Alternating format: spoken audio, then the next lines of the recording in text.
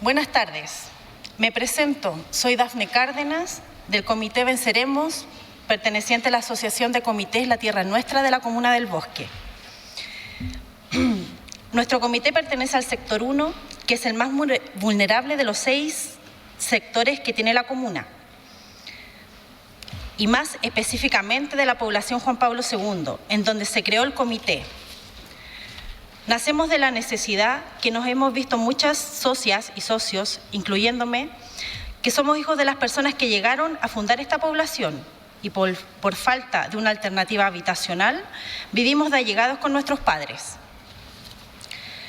Por lo tanto, hemos vivido toda la vida en esta población, hicimos nuestras familias, pero nunca hemos tenido la opción de tener una vivienda propia. Nosotras y nosotros hemos experimentado en carne propia lo que es la falta del derecho a la vivienda en nuestro ordenamiento constitucional. Estamos en comités porque no tenemos otra opción y porque no podemos acceder a créditos habitacionales. En mi comité todas y todos trabajamos y nunca vamos a tener la oportunidad de acceder a algún crédito hipotecario. Hemos sido abandonados por las instituciones y condenadas al hacinamiento, a no poder tener lugar donde realizar nuestros proyectos de vida. Venimos en representación de la Asociación de Comités de Vivienda La Tierra es Nuestra, Los Sin Tierra, Movimiento Vivienda Digna, Séptima La Calle por la Vivienda Propia y la Coordinadora de Pobladores por el Derecho de la Vivienda de Copiapó. Venimos a sugerir modificaciones al artículo 16, número 28 del anteproyecto respecto al derecho a la vivienda, en base a la iniciativa popular de norma número 10.327, impulsada por las organizaciones ya mencionadas y a más de 100 comités a nivel nacional, la cual propone el reconocimiento de la vivienda digna, propia y segura. Esto porque el artículo que propone el reconocimiento, porque el artículo no nos parece suficiente, porque como detallaremos más adelante, la vivienda no debe ser solo un techo. Además, no están incluidas las disposiciones necesarias para que este derecho sea efectivo. En la comisión de expertos, que es la autora de este anteproyecto, no hay ningún experto o experta en materia de vivienda. No se invitó a ningún experto o experto en materia de vivienda a la subcomisión de Derechos Económicos, Sociales, Culturales y Ambientales. Entonces, es momento de escuchar a quienes somos realmente expertas y expertos en esta materia, quienes encaramos día a día las dificultades de la ausencia de este derecho. Somos nosotros, las dirigentes de vivienda. Chile fue un país pionero en la regulación de políticas habitacionales en Latinoamérica y del mundo. Gracias a la organización de ligas de arrendatarios en 1906, se dicta la Ley de Habitación Obrera. En su origen, la Constitución de 1925 reconoció en su artículo 10, numeral 14, de la protección al trabajo, a la vivienda, a las obras de provisión social y a la habitación sana, como condiciones mínimas de bienestar para las necesidades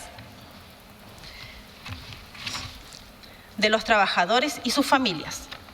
Nuestro país tiene una amplia tradición en la regulación de políticas de vivienda, donde instituciones como Corporación de Vivienda y la Corporación de Servicios Habitacionales demostraron la importancia del trabajo en conjunto del rol del Estado, el sector de la construcción y las organizaciones pobladoras.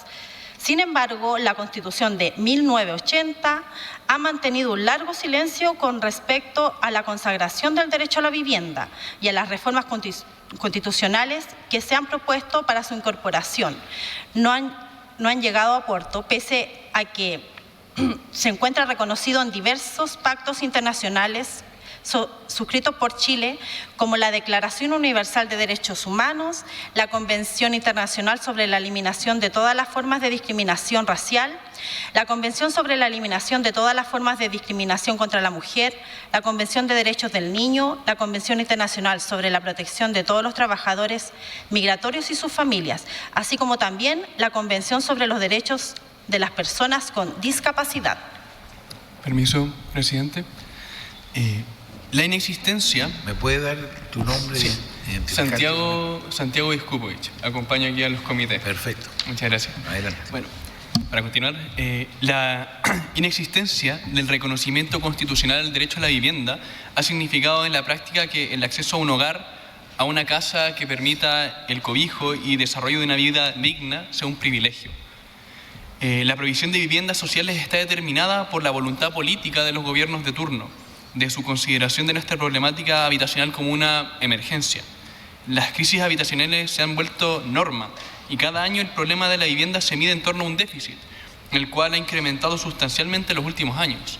Ya en el 2022 la cifra del déficit habitacional cuantitativo correspondía a 650.000 viviendas, lo que representa un incremento de este déficit del 66% en los últimos 7 años.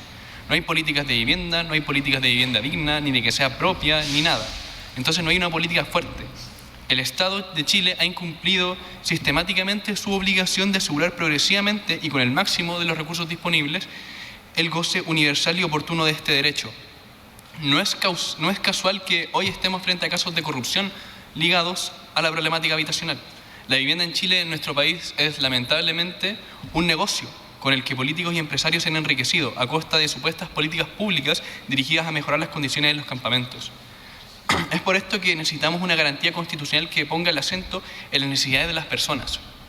No solo tener un techo basta, tal como señala la Relatoría Especial sobre la Vivienda Adecuada en la Oficina del Alto Comisionado de Naciones Unidas para los Derechos Humanos. La vivienda no es solamente un techo, sino todas y cada una de las condiciones necesarias para el desarrollo personal, familiar y comunitario.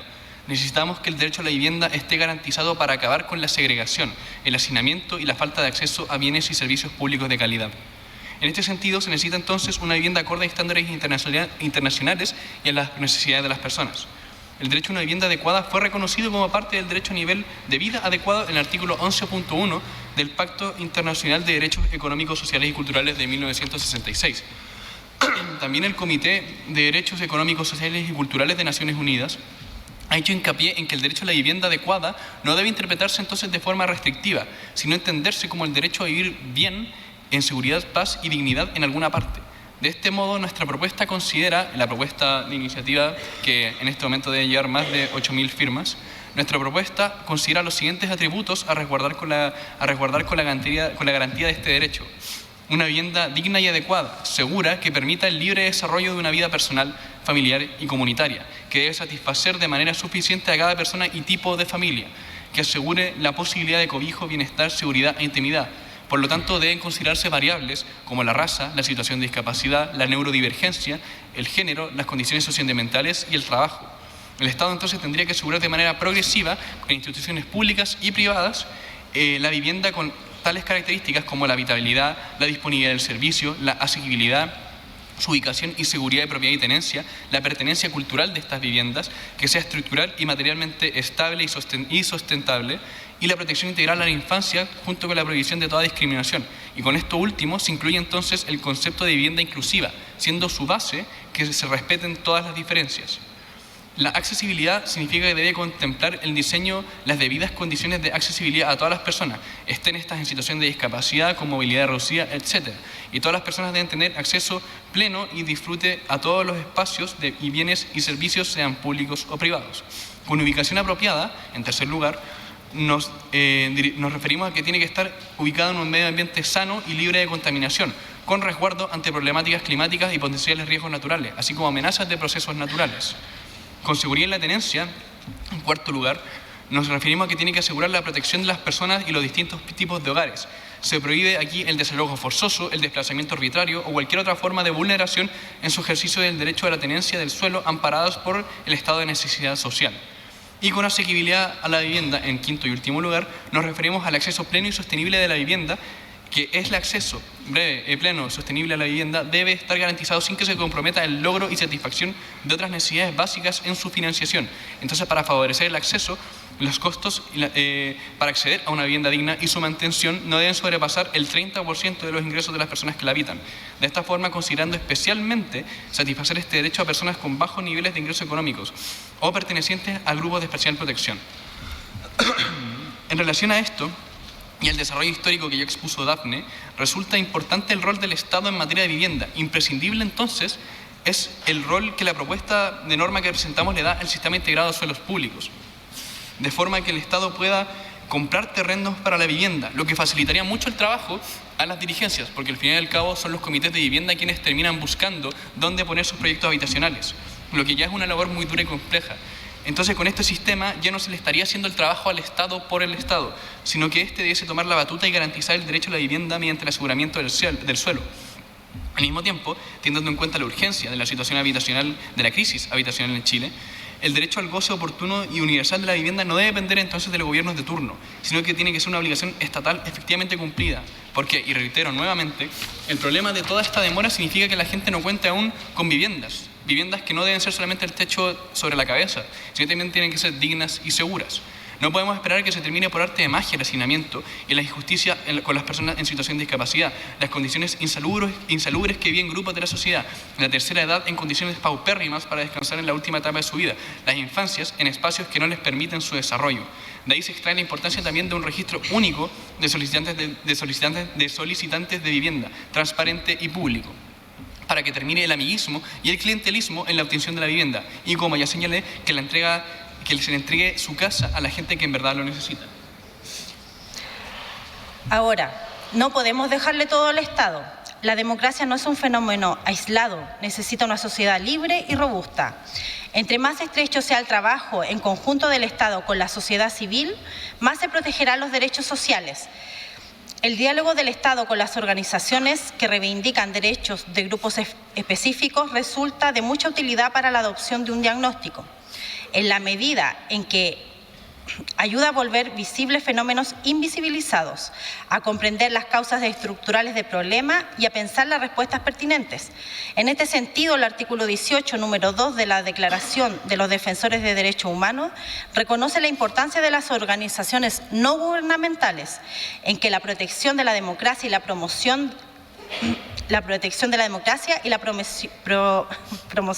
de derechos humanos. Ya en el caso de la vivienda, las agrupaciones sociales y locales han tenido históricamente un rol crucial en la provisión de viviendas y construcción de barrios y ciudades.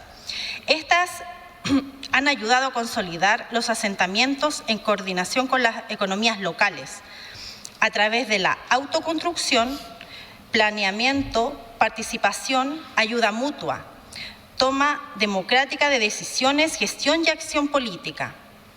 La nueva Constitución debe reconocer el rol protagónico de los movimientos en la lucha por un hábitat adecuado. Su articulación y fortalecimiento es fundamental para el dinamismo de los marcos legales y las políticas públicas en miras de una efectiva garantía al derecho a la vivienda. Disculpen, es que no veo bien. Este reconocimiento permite salir de la dicotomía de lo público y lo privado, de la provisión de vivienda, generando una tercera alternativa que ha sido forjada por las agrupaciones sociales en el directo involucramiento en los procesos de producción de hábitat de todas sus fases. En la práctica, todo esto ocurre actualmente con altos niveles de burocratización e invisibilización del rol que cumplen los participantes en la gestión de su propia vivienda. Creemos necesario su reconocimiento, pues la participación en agrupaciones sociales constituye una forma de ejercicio de ciudadanía.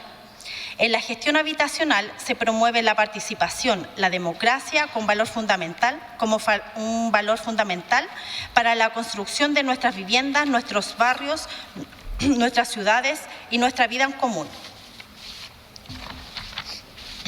Quisiera cerrar con esto. Los comités de vivienda hemos sufrido por años la burocracia, lentitud e indiferencia de las autoridades de turno. Años de espera por soluciones concretas, tener una constructora eficaz que no deje una vivienda que a los pocos años se humedece o deteriora. No somos números, somos mujeres, hombres y niños que durante años hemos esperado por algo que la Constitución debió garantizar como un derecho, algo tan simple como un cobijo del frío y del viento. La vivienda es la base de la protección ante la familia en todas sus formas, donde protegemos a nuestros hijos para sus estudios y para su salud física y mental. Como ya mencionamos, ha sido polémico el caso de algunas fundaciones en materia de vivienda. Se acusa de robar dineros públicos, pero a los comités de vivienda les han robado siempre. Se les ha estafado siempre, con millones de pesos, como lo sufrió el proyecto Clotario Bles de la comuna de San Ramón, con sus entidades patrocinantes, porque el Estado nos ha dejado a nuestra suerte. Por eso se hace imperativo que estemos aquí, porque estamos mandatados por las miles de carencias que sufren las familias a lo largo y ancho del país. Esto es agotador, pero es mayor la rabia al ver a las familias compartiendo de un solo baño. Ver que si se llueve en invierno no hayan condiciones de resguardo, en especial para los bebés, niños pequeños y adultos mayores. La motivación, la rabia con ver que muchos adultos mayores fallecen esperando una solución habitacional. Tener que enterrar socias que mueren de cáncer, dejando hijos pequeños, cuyo sueño era dejarles un hogar. La rabia por las compañeras víctimas de femicidio, que no tenían otro lugar donde escapar del círculo de la violencia. Estas son un sinfín de historias que se replican día tras día. La vivienda nunca va a quedar en segundo plano, porque la vivienda es un derecho y un derecho con todas sus letras. Y nos vinimos a asegurar de esto. Muchas gracias.